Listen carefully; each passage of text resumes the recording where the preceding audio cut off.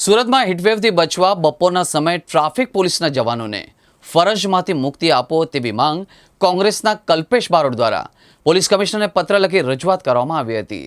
સુરતમાં કાળઝાળ ગરમી પડી રહી છે। ઓરેન્જ એલર્ટ પણ જાહેર કરવામાં આવ્યું છે, ત્યારે તંત્ર દ્વારા હીટવેવને લઈને ગાઈડલાઈન પણ જાહેર કરવામાં આવી છે।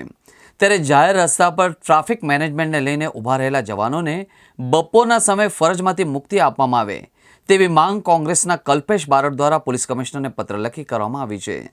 કમિશનરને લખાયેલા પત્રમાં કલ્પેશ બારોટે લખ્યું છે કે હાલ 40થી વધુ ડિગ્રી તાપમાન ચાલી રહ્યું છે, ત્યારે જનજીવન અસ્તવ્યસ્ત થઈ ગયું છે।